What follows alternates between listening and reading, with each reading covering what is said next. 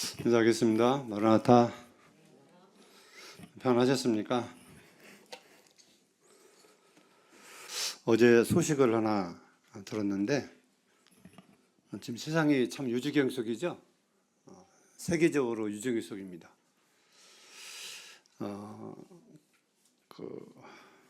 코로나 이후로 기독교라고 하는 신자들이 엄청 이렇게 줄었대요. 이제 우리 모임은 관독을 하더라도 장로교회, 감리교회, 성결교회 할 거 없이 한 20% 정도 이렇게 교회를 나갔다가 지금 안 다니고 있다는 그런 통계가 나왔습니다. 그래서 이런 것들이 왜 오는 것일까 할 때에 마지막 때일수록 하나님을 마음에 두기를 싫어해서 자기 좀 멋대로, 자기 생각대로, 자기가 좋을 대로 살기 위해서 하나님을 떠나는 건 아니냐 생각이 듭니다. 왜냐하면 하나님께 붙어 있으면 자기 마음대로 못 살잖아요, 그죠? 근데 하나님을 떠나버리면 자기 마음대로 살 수 있잖아요. 그래서 인생들이 하나님을 모르면, 인생들이 하나님을 떠나면 행복하고 잘 살 것 같은데, 그러나 말씀에서 있는 것처럼 어떤 길은 바르나 필경은 사명의 길이라고, 사람은 그 길이 옳다고 하지만 하나님 보시기에는 그 길이 망하는 길임을 우리는 잊지 말아야 됩니다. 그래서 세상이 유적일지라도 우리는 하나님의 말씀에 대해서 읽을 때나 또 들을 때나 또 삶에 있어서 두려움을 가지고 살아가야 된다고 믿습니다. 그것만이 하나님이 우리를 만드신 목적이고 또 우리를 죄에서 구원하신 목적의 삶이라고 생각하고, 또 그것이 우리 믿는 성도들에게는 이 땅을 떠날 때에, 주님 오실 때에 시간을 허비하지 않고 재물을 허비하지 않고 값지게 사용하다가 이 땅을 떠나는 그런 값진 삶이 될 것입니다. 우리 먼저 오늘 시편 128편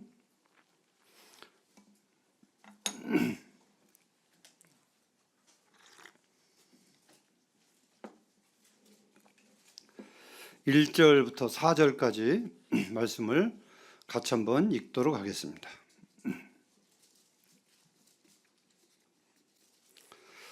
같이 한번 읽어보실까요? 시작. 여호와를 경외하며 그의 길을 걷는 자마다 복이 있도다. 네가 네 손이 수고한 대로 먹을 것이라. 네가 복되고 형통하리로다. 내 집 안방에 있는 내 아내는 결실한 포도나무 같으며 내 식탁에 둘러앉은 자식들은 어린 감람나무 같으리로다. 여호와를 경외하는 자는 이같이 복을 얻으리로다. 이 다윗의 시인데요. 이전에 이제 이 성경 바꾸기 전에는 여호와를 경외하며 그의 도를 행하는 자마다 복이 있도다, 이렇게 말씀이 기록되어 있습니다. 이게 좀 새 번역이라고 해서 바뀌었는데, 예전에 성경을 보면 여호와를 경외하며 그의 도를, 말씀을 따라 행하는 자가 복이 있다, 이런 말씀이 되겠습니다. 오늘 말씀의 주제는 여호와를 경외하는 삶입니다. 하나님을 경외하는 삶. 하나님을 경외하는 삶은 어떤 삶일까요? 경외하다는 뜻이 뭘까요? 경외하다. 경외하다. 그 공경경자에다가 두려울 외자를 씁니다. 한자로. 그래서 두렵고 두려운 마음으로 공경하라, 그런 뜻이 있습니다. 무섭다는 뜻도 있겠죠. 두려워하는 그 글자에는. 형제님들, 하나님 두려워하십니까? 하나님이 무섭습니까?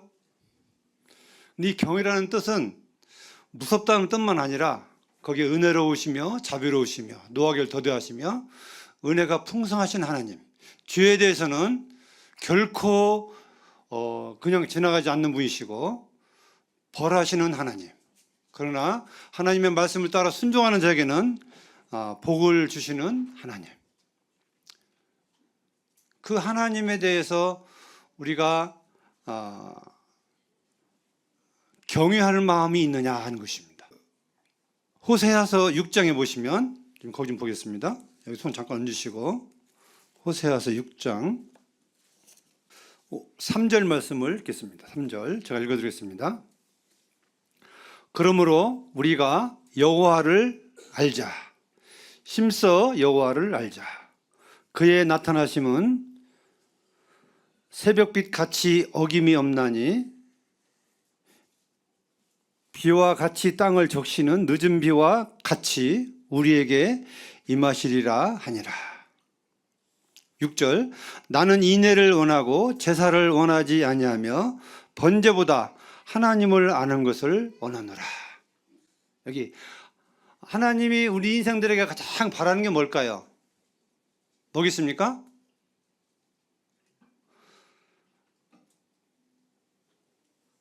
하나님을 아는 것입니다. 창조주께서 우리에게 바라시는 것은 하나님을 알고자 하는 마음이 있어야 되고, 알고 싶어 하는 마음이 있어야 되고, 알아야만 인생이 행복하기 때문에, 인생이 복되기 때문에 하나님을 아는 것에 대해서 하나님은 강력하게 말씀하고 있습니다. 여기서 이 안다는 말씀은 그냥 지식이 아니라, 말이 아니라 경험적으로 나를 만드신 하나님이 어떠한 분인지, 나를 구원하신 하나님이 어떠한 분인지를 삶 속에서 경험으로 알아가는 그런 알물, 체험을 말씀하고 있습니다. 그래서 하나님을 경험적으로, 체험적으로 아는 사람은 결코 하나님을 경유할 수밖에 없습니다. 하나님을 모르는 사람은 하나님을 알지 못할 뿐더러 하나님을 경유할 수가 없는 것입니다. 왜요? 하나님을 모르기 때문에 그렇습니다.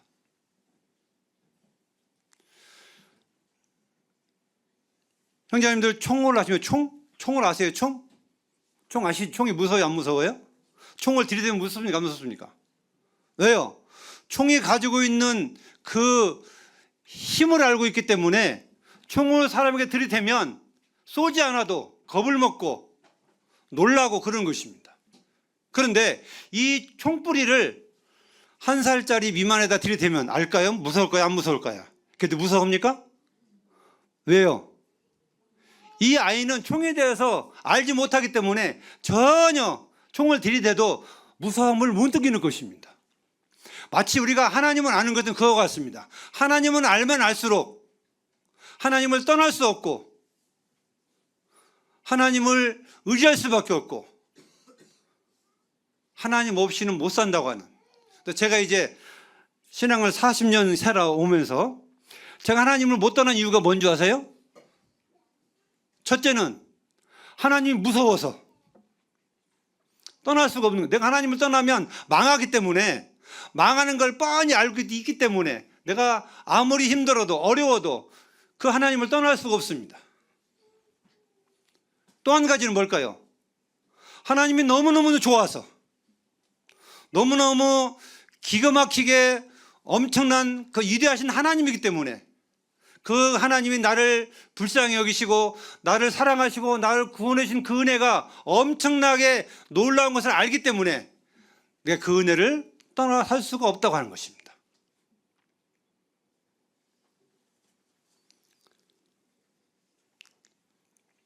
세상에는 많은 정보가 있고 지식이 있습니다. 세상의 속담에는 아는 것은 힘이다고 하는 속담도 있고 또 반대로 모르는 것이 약이다고 하는 속담도 있습니다. 그럼 뭘 아는 게 힘이고 뭘 모르는 게 약일까요?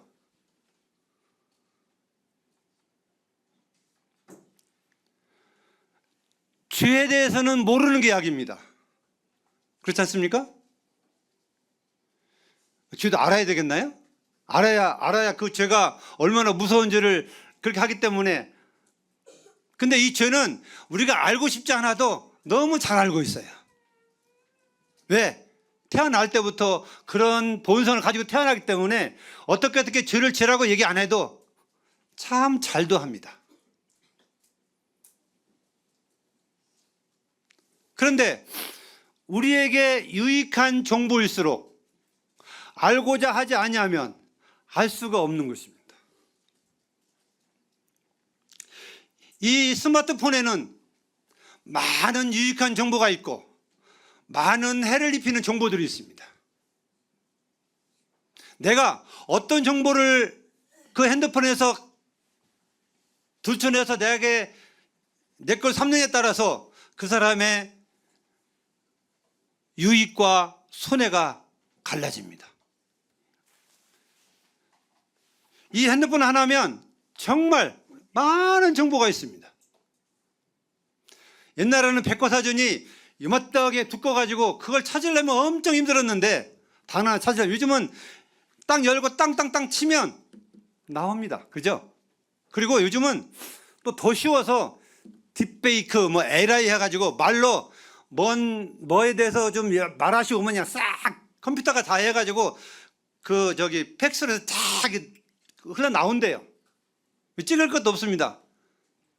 조금 유명한 사람, 뭐 박정희 대통령 그러면 이분이 어떻게 태어나고 무슨 일을 했고 해서 쭉 나와서 더 이상 뭐 거기에 대해서 붙일 수 없을 정도로 아주 세밀한 정보를 해준다고 합니다. 지금 그런 시대에 살고 있어요. 좀 더 나간다면 저하고 똑같은 사람의 모양을 만들어 놓고 똑같은 목소리를 만들어서 가짜를 만들어서 사람들을 속이기도 하는 지금 이런 시대에 우리가 살고 있습니다. 무서운 시대입니다. 좋은 시대인가요? 무서운 시대에 살고 있습니다.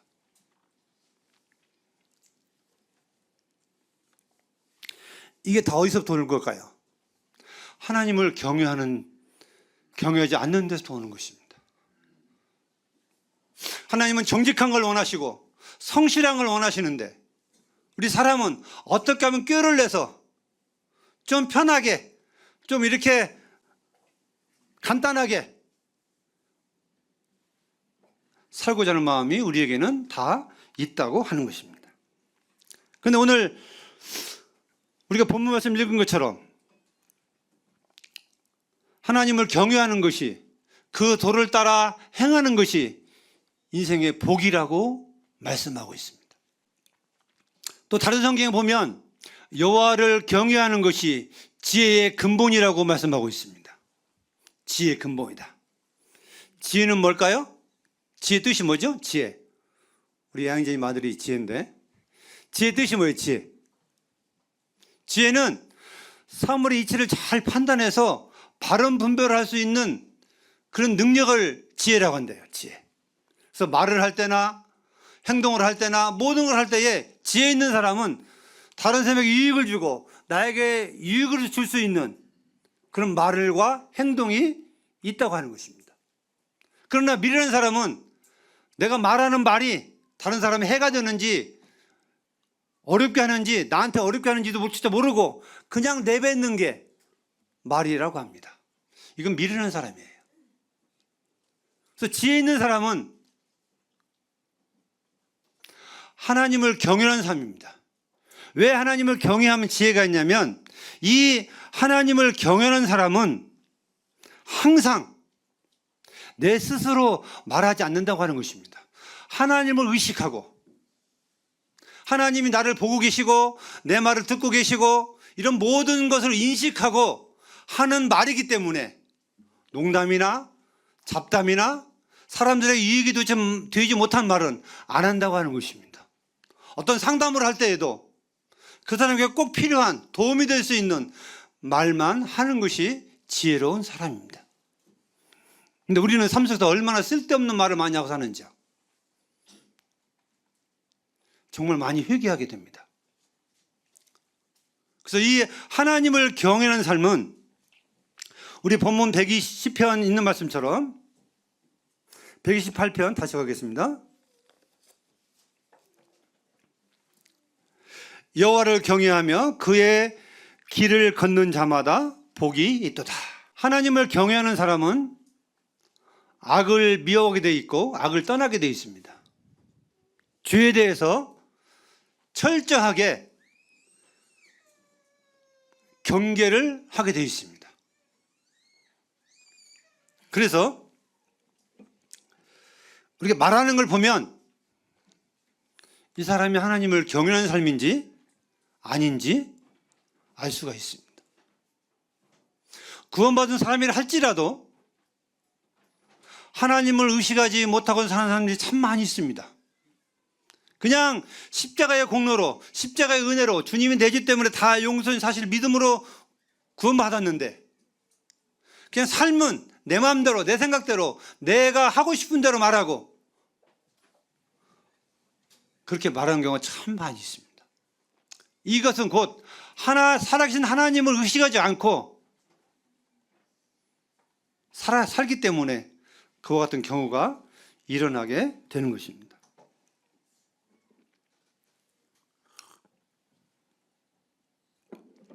성경에서 하나님을 경외하는 사람들의 몇 사람을 제가 좀 찾아봤습니다. 첫 번째로 창세기 22장입니다. 좀 거기 좀 볼까요? 창세기 22장 12절 말씀을 같이 한번 읽어보실까요? 12장 시작. 사자가 이르시되 그 아이에게 네 손을 대지 말라. 그에게 아무 일도 하지 말라.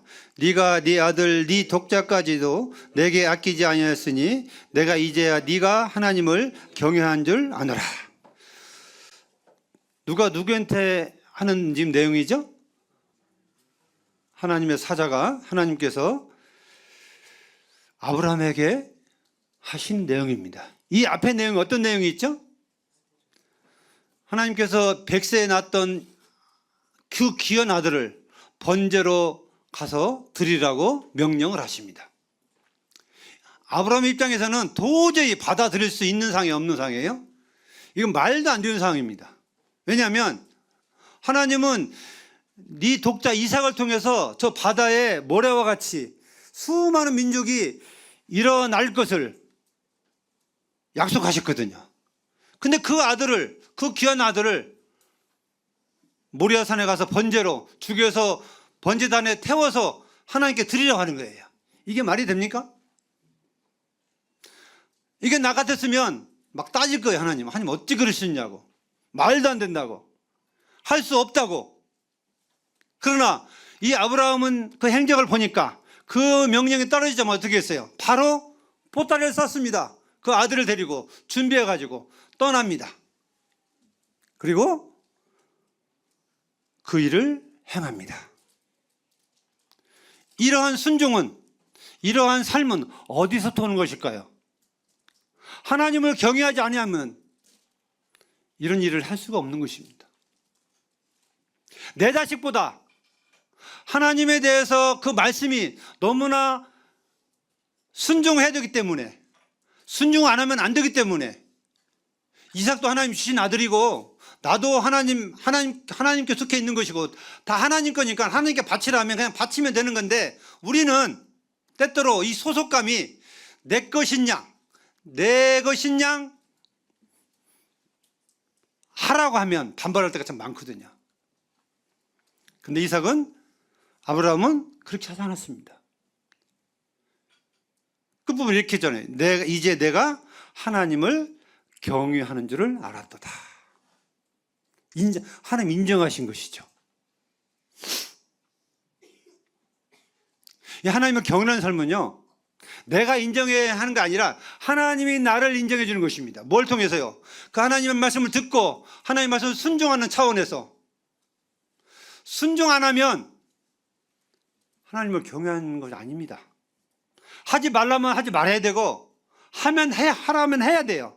이게 하나님 말씀을 경외하는 거고 존경하는 것입니다. 아버지를 존경한다고 하면서 아버지 말을 무시해버리면 그건 아버지를 존경하는 거 아닙니다. 아버지를 존경한다면, 공경한다면 아버지가 시키는 일에 대해서 그 어떤 일이든 자식은 순종해야만 아버지를 공경한다 할 수 있는 것입니다. 근데 하물며 우리를 만드신 하나님에 대해서 우리가 반론한다? 나는 할 수 없다? 그렇지만 제가 잘 써먹는 말이 그런 말입니다. 순종하는 사람은 대답이 딱 한 글자래, 한 글자. 뭐죠? 네. 네. 이 말씀에 대해서 아내들에게, 남편에게 대해서 어떻게 하라고 하셨죠? 순종과 복종을 말씀하셨죠. 아내들이 제일로 복을 받는 길은요, 네래요, 네. 남편이 하는 말에 대해서 네 하면 그냥 그 아내는 복을 받는 거랍니다. 하나님 말씀입니다. 왜? 하나님 말씀이기 때문에 남편이 별로 마음에 안 들어요. 정말 짜증날 때도 있어요. 나보다 생각을 못할 때도 있어요. 근데 하나님의 권위 아래 내가 순종하기 때문에 네 하고 들어가는 것은요, 그건 아내에게 복을 받는 비법이래요. 저 들었습니다. 우리가 하나님 앞에 네 하는 게 복을 받는 비결입니다. 하나님을 경외하는 것입니다. 그러나 이걸 내가 불순종하려고 하면 거기다 이제 많은 이유를 답니다. 그렇지만, 그런데 어쩌고 저쩌고 막 여러 가지 변명들이 참 많이 나옵니다. 우리 아이들 잘 보세요. 엄마가 아빠가 신문 딱 시키면 그냥 순종하면 내하면 끝나는데 하기 싫으면 변명 잘 해야 안 해요. 이유 잘 붙여요, 안 붙여요? 근데 이유 들어보면 또 그럴 만한 이유가 돼야 안 돼요? 이유가 돼요. 이유가 아니든 않거든. 애들 입장에서 보면 그럴 수 있어요. 얼마든지. 근데 그 아이들은 그 복을 받지 못합니다. 무조건 내 하는 게 복을 받는 길입니다. 그게 공경하고 그게 하나님 앞에 경외하는 삶이라고 하나님은 이 아브라함을 향해서 말씀하고 있는 것입니다. 두 번째로 창세기 39장입니다. 9절에 보시면, 시간 많지 않기 때문에 그냥 그 핵심적인 말씀 있는 것만 읽어드리겠습니다. 9절, 39장 9절입니다. 이 집에는 나보다 큰 이가 없으며 주인이 아무것도 내게 금하지 아니하였어도 금한 것은 당신뿐이니 당신은 그의 아내임이라. 그런즉 내가 어찌 이 큰 악을 행하여 하나님께 죄를 지으리까. 이 요셉은 하나님을 참 경외하는 사람이었습니다. 하나님에 대해서 두려움을 갖는 사람이었고 하나님은 어떠한 분인가를 요셉은 아는 사람이었습니다. 그래서 이 보디발의 아내가 수많은 유혹을 해올 때에 그는 그 유혹에 대해서 거절했습니다. 거절한 이유가 바로 9절에 나와 있는 것입니다. 어찌 보디발의 아내가 유혹하는데 함께 동침하자고 함께 하자고 하는데 이것이 어떻게 보면 누구한테 죄를 짓는 거예요? 만약에 그거 응하면 자기를 가정의 총무로 삼아준 이 보디발에게 죄를 짓는 거예요. 가장 큰 죄는. 근데 이 요셉은 이 보디발보다도 누구 생각한 거예요? 하나님을 생각한 하나님을. 이 집에는 지금 아무도 없습니다. 남편도 보디발도 떠났어요. 지금 이 보디발 아내와 요셉만이 둘만 있는 것입니다. 감쪽같이 해고 안 했다고 하면 그냥 넘을 수도 있어요. 얼마든지 은밀하게 이런 관계를 갖고 나서 그냥 남편을 속일 수 있습니다. 아내가 입을 꼭 다물고 요셉만 입 꼭 다물면 아마 즐거운 어떤 그런 생활을 할 수 있었겠죠. 그러나 이건 사람이 보는 입장에서고 이 요셉은 하나님이 보신다는 사실을 그가 인식하고 마음에 담고 있기 때문에 그는 보디발의 아내를 범하는 게 아니라 이 큰 악을 하나님께 짓는 거라고 그는 고백하고 있는 것입니다.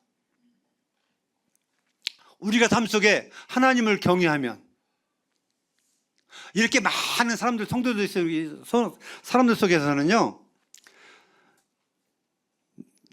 창피해서 들킬까봐 죄를 짓지 않으려고 합니다. 체면이 있기 때문에. 게임도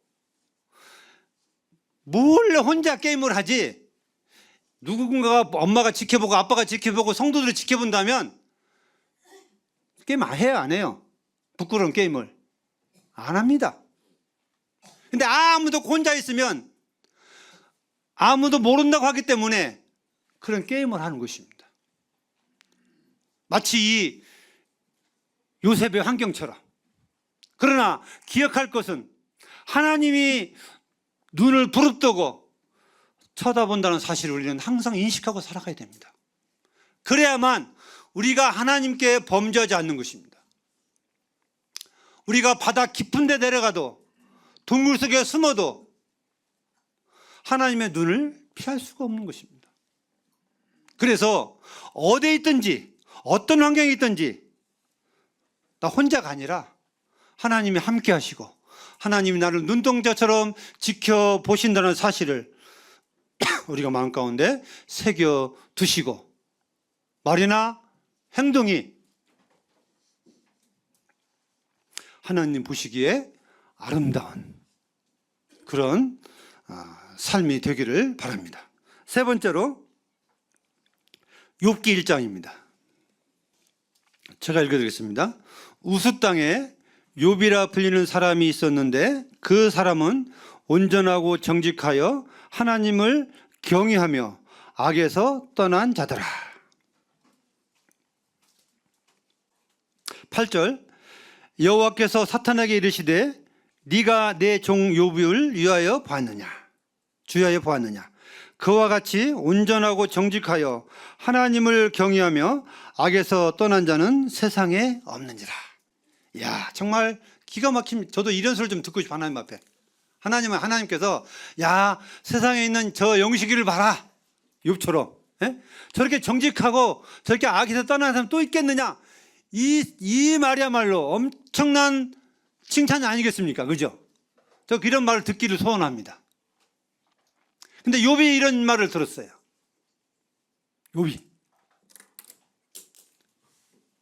욥은 당시에 의인이었다고, 하나님을 경외하는 삶을 살았다고 그런 말하고 있습니다. 그의 행적을 보니까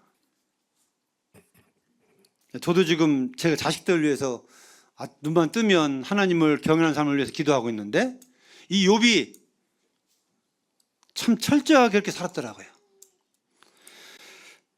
여기 5절에 보시면 그들이 차례대로 잔치를 끝내면 욥이 그들을 불러다가 성결하게 하되 아침에 일어나서 그들의 명수대로 번제를 드렸으니 이는 욥이 말하기를 혹시 내 아들들이 죄를 범하여 마음으로 하나님을 욕되게 하였을까 함이라. 욥의 행위가 항상 이러하였더라.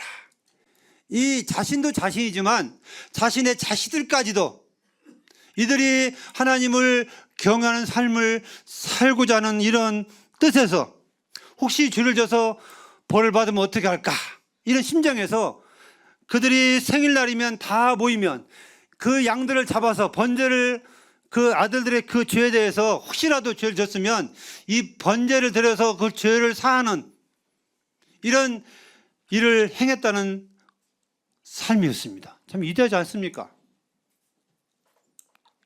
본인 삶은 뿐만 아니라 그 자식들을 위해서도 이는 끊임없이 이렇게 살아왔다.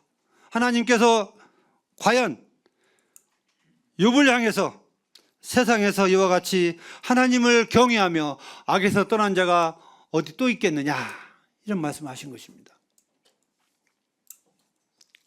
우리 형제님들 자녀들이 참 많이 있을 것입니다. 우리는 먼저는 내 자신이 하나님 앞에 살아가면서 하나님을 알고 그 하나님을 경외함으로 일단 내 자신이 살아야 되겠지. 욥처럼 좀 더 나아가서는 내 자녀들을 위해서 우리가 할 수 있는 일이 뭘까요? 기도밖에 없습니다. 물을 끓일 수밖에 없는 것입니다. 이들은 내 자식이기 전에 하나님의 뜻을 이루기 위해서 이 땅에 보내진 자녀들이기 때문에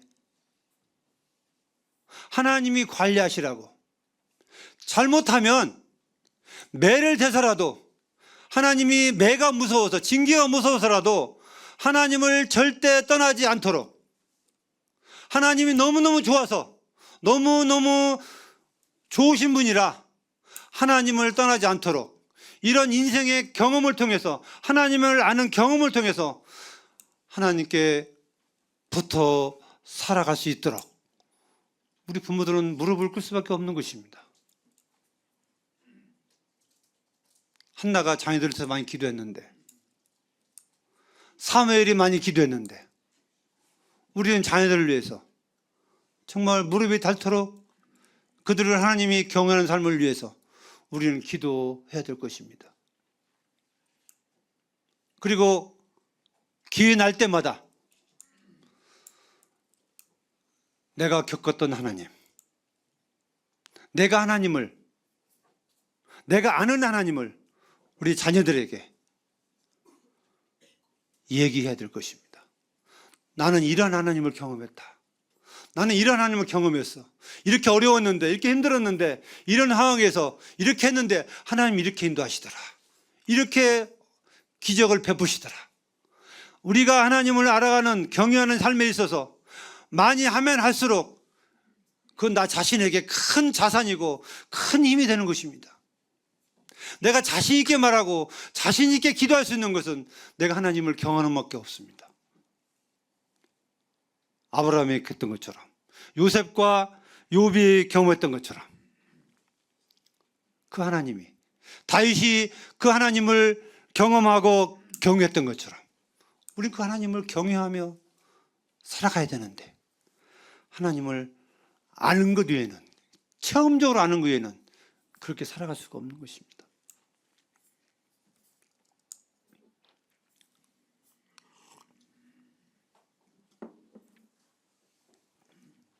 다윗은 사무엘상 24장 11절에서 보면, 우리 거기 좀 찾아보겠습니다. 사무엘상 24장 11절 제가 읽어드리겠습니다.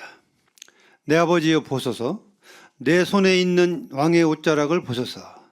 내가 왕을 죽이지 아니하고 겉옷자락만 베었은즉 내 손에 악이나 죄가가 없는 줄 오늘 아실지니이다. 왕은 내 생명을 찾아 헤아려 하시나 나는 왕에게 범죄한 일이 없나이다. 12절 여호와께서는 나와 왕 사이를 판단하사 여호와께서 나를 위하여 왕에게 보복하시려니와 내 손으로는 왕을 해하지 않겠나이다.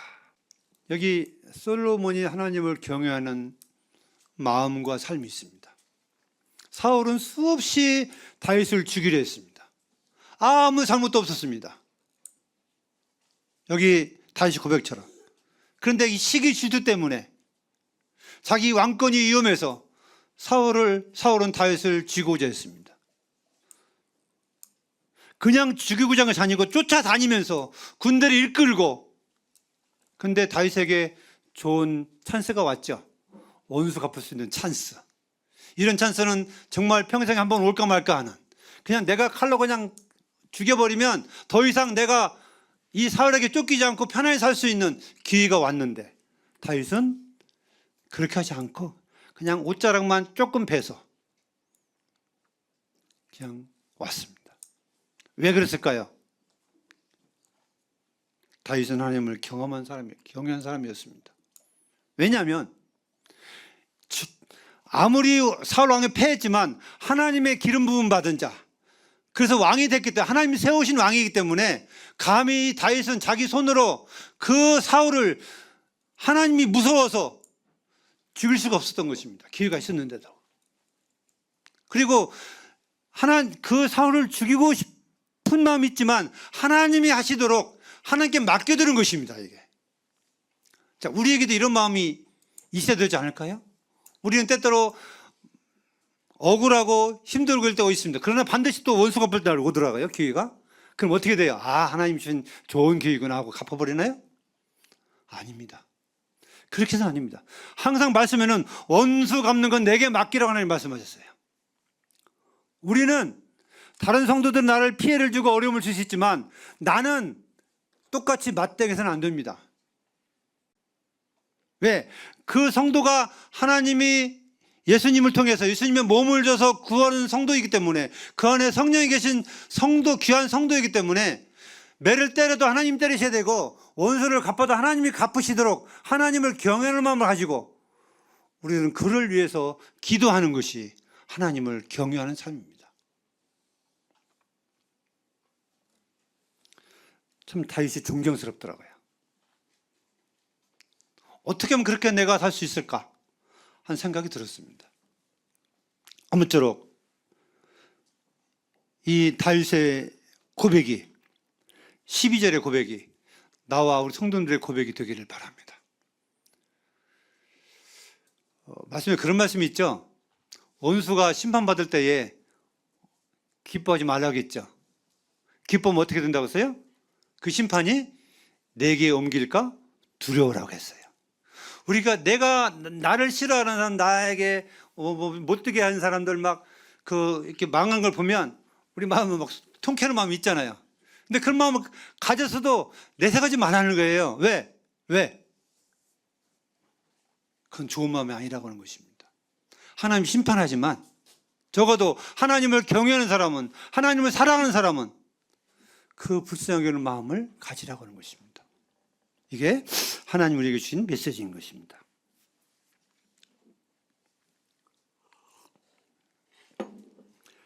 잠언 31장을 좀 보겠습니다. 이제 좀 마무리하겠습니다. 29절부터 읽겠습니다. 덕행이 있는 여자가 많으나 그대는 모든 여자보다 뛰어나다 하느니라. 고운 것도 거짓되고 아름다운 것도 헛되나 오직 여호와를 경외하는 여자는 칭찬을 받을 것이요 그 손의 열매가 그에게 돌아갈 것이요 그 행한 일로 말미암아 성문에서 칭찬을 받으리라. 잠언 31장은 현숙한 여인에 대해서 말씀하고 있습니다. 현숙한 여인이 어떻게 살았죠? 참 성실하게, 정직하게, 가정을 위해서, 남편을 위해서 참 열심히 살아간 여인이 31장에 나와 있습니다. 근데 세상에서 가장 아름다운 게 뭐냐? 가장 덕해 있는 게 뭐냐? 그건 얼굴이 예쁘고 재능이 뛰어나고 그게 아니라고 하는 것입니다. 뭐라고요? 하나님을 경외하는 거라고 말씀하고 있습니다. 하나님을 경외함으로 정직하게 성실하게 자기의 임무를 다하는 삶이 가장 아름다운 여인의 삶이고 가장 아름다운 성도들의 삶이라고 우리에게 말씀하고 있습니다. 우리 외모, 우리가 가지고 있는 어떤 재능, 이거 한순간에 날아가는 것들입니다. 그런 걸 의지해서도 안 되고 그런 것들을 사모해서도 안 됩니다. 정말 우리가 사모할 것은 하나님을 경외하는 삶입니다. 첫째도 경외, 둘째도 경외, 셋째도 경외하는 삶을 우리가 추구하며 살아가야 된다는 사실입니다. 베드로전서 3장도 보겠습니다. 제가 오늘 아내들의 여인들에게 대한 말씀드려 죄송합니다. 그렇지만 성경의 말씀이 있기 때문에 그 경외라는 차원에서 말씀을 드리는 것입니다. 베드로전서 3장 1절로 6절까지인데요. 여기는 아내들에게 하신 말씀의 삶이 나와 있습니다. 자, 좀 쭉 읽어드리겠습니다. 시간이 없지만. 아내들아, 이와 같이 자기 남편에게 순종하라. 이는 혹 말씀을 순종하지 않는 자라도 말로 말미암지 않고 그 안의 행실로 말미암아 구원을 받게 하려 함이니 너희의 두려워하며 정결한 행실을 봄이라. 너희의 단장한 머리를 꾸미고 금을 차고 아름다운 옷을 입는 의모로 하지 말고 오직 마음에 숨은 사람을 온유로 하고 안정한 심령에 썩지 아니할 것으로 하라. 이는 하나님 앞에 값진 것이니라. 전에 하나님께 소망을 두었던 거룩한 부녀들도 이와 같이 자기 남편에게 순종함으로 자기를 단장하였느니라. 사라가 아브라함을 주라 칭하여 순종한 것 같이 너희는 선을 행하고 아무 두려운 일에도 놀라지 아니하면 그의 딸이 된 것이니라. 한 말씀만 드리기 원합니다. 하나님을 경외하는 여인들뿐만 아니라 하나님을 경외하는 모든 사람은 외모로 꾸미는 게 아닙니다. 외적인 것보다 사람을 보이기 위해서 꾸미는 게 아니라 하나님 보시기에 아름다운 내적인 삶을 우리에게 여기 말씀하고 있습니다. 우리는 사람이기 때문에 우리의 외모를 많이 신경 쓰입니다. 또 어떤 부분에 있어서는 정말 스트레스를 많이 받아요. 외모 때문에. 그냥 조금 이렇게 이거 하나만 고치면, 이거 하나만 컴포트 하면 막 자신감이 생길 것 같고 막 대단할 것 같은데 천만에요. 저는 그렇게 부탁드리고 싶어요. 이것이 질병이라면, 살아가는데 참 불편하다면 고쳐야 되겠지만, 하나님이 주신 그대로 잘 단장하는 것이 중요합니다. 더 중요한 것은 여호와를 경외함으로 하나님이 나한테 뭐라고 말씀하시는지 여기에 관심을 많이 가져야 됩니다. 제가 제 얘기 같아서 좀 죄송하지만, 저는 결혼할 때까지 글쎄 제가 너무나 자신 있게 살아서 그런가요? 전혀 꾸미는 데는요 전혀 신경 안 썼습니다. 이제 이건 세상말 정말 예의도 없는 뭐 그런 뭐 모습이냐 그러는데, 제가 저희 자매를 만나러 캠프장에서 만났는데 러닝셔츠 입고 뭐 바지도 그냥 형편없고 계절에 맞지도 않고 그냥 뭐 세상에서 보면 정말 여자를 무시하는 것 같은, 왜 저렇게 입고 나와? 이럴 정도로 전혀 저는 꾸미는 생각을 하지 않았어요. 구두가 떨어지면 떨어진 대로, 뭐 그냥 뭐 옷이 떨어지면 떨어진 대로, 뭐 그런데 별로 신경 쓰지 않았어요. 뭐 제가 좀 털털해서 그런지 모르겠지만 지금 생각해 보니까 저는 후회하지 않습니다. 제가 이제 결혼하고 나서 많이 깨끗해지고 예뻐졌어요.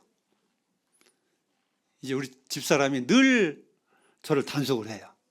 여보, 당신 내 얼굴이야. 자기 얼굴이래요. 잘못하면 자기가 욕을 먹는데요. 그래서 머리도 좀 이렇게 빗고 나가고 옷도 뭐 무슨 털기도 하고 딱 떼내기도 하고 정말 신경을 많이 씁니다. 저는 이제 한마디 해요. 어긋장나게. 여보, 속이 깨끗해야지. 겉만 번지르면 뭐해. 이러고 한마디 하고 마는데, 우리가 정말 하나님 앞에 내 내적인 상태가 어떤 상태인지, 하나님 앞에 정말 부끄러움이 없는 상태인지, 우리가 사람은 의식해서 사람에게 부끄러움을 안 주기 위해서 많이 노력하는데, 우리는 내적으로 주님 앞에 부끄럽지 않은 삶을 위해서 얼마나 힘쓰고 얼마나 노력하고 얼마나 훈련하는지 우리는 돌아봐야 될 것입니다. 이게 하나님을 경외하는 삶입니다. 사람을 두려워하면 올무에 걸리지만 하나님을 두려워하면 상이 되는 것입니다.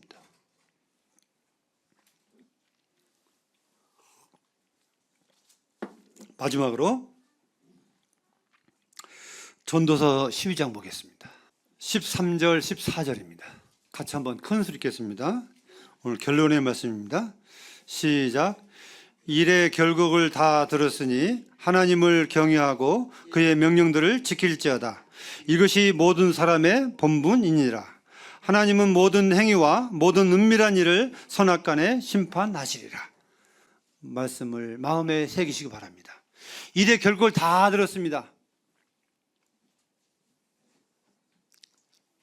믿음으로 살아왔던 믿음의 선진들, 그때 어떻게 하나님을 경외하며 살았는지, 어떻게 하나님을 경외하며 살았다고 하는 하나님 인정을 받았는지, 우리는 제가 몇 가지 예를 들어서 말씀을 드렸습니다.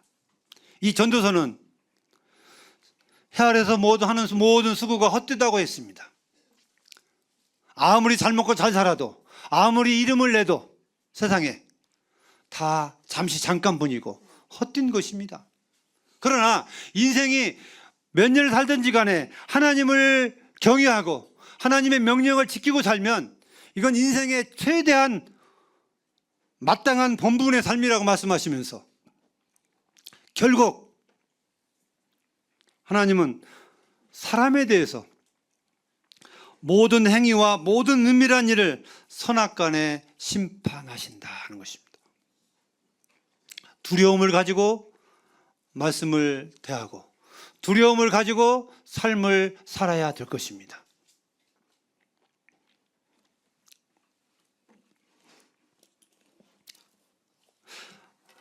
하나님을 경외하는 삶은 하나님이 어떤 분인지를 알고 그 하나님에 대해서 너무나 좋아서 너무너무 나에게 유익한 분이기 때문에, 또 때로는 너무나 무서운 분이기 때문에 그 하나님을 경외하는 그런 삶을 살아야 될 것입니다. 함께 기도하겠습니다.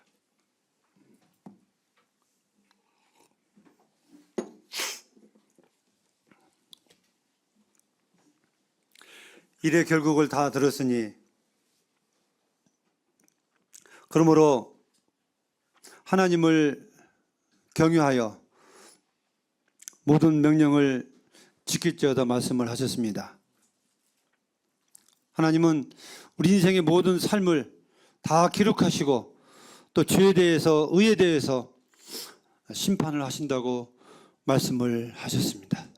아버지 하나님, 간절히 원합니다. 하나님이 어떤 분인지를 알기를 원합니다.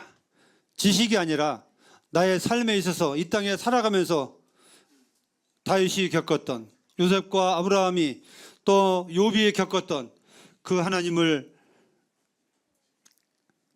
삶 속에서 경험하며 체험하며 살아가기를 원합니다. 다윗이 수많은 일들을 겪으면서 수많은 삶을 경험하면서 아무리 어려움 속에서도 그는 하나님께 소망을 두고 고백했던 것처럼, 하나님을 경외하는 삶을 살았던 것처럼 우리의 삶도 그러한 삶이 되기를 간절히 소원합니다. 여기 우리 어린아이부터 시작해서 우리 어른들에게까지 삶 속에서 하나님이 주관하시고 내가 너의 어떤 하나님인가를 우리에게 개별적으로 알게 하셔서 우리가 하나님이 좋아서, 하나님이 무서워서 평생 하나님 의지하고 하나님을 떠나지 않는 삶을 살게 해주시기를 간절히 소원합니다. 우리가 나약함을 하나님이 아시오니 주께서 기억해 주시고 참 오늘 들은 말씀들이 마음에 새겨서 앞으로 남은 삶을 좀 더 하나님을 힘써 알고 주님을 경외하는 삶을 살아가는 계기가 되도록 은혜를 베풀어 주시기를 간절히 원합니다. 존귀하신 예수님의 이름으로 감사하며 간절히 기도합니다. 아멘. 감사합니다.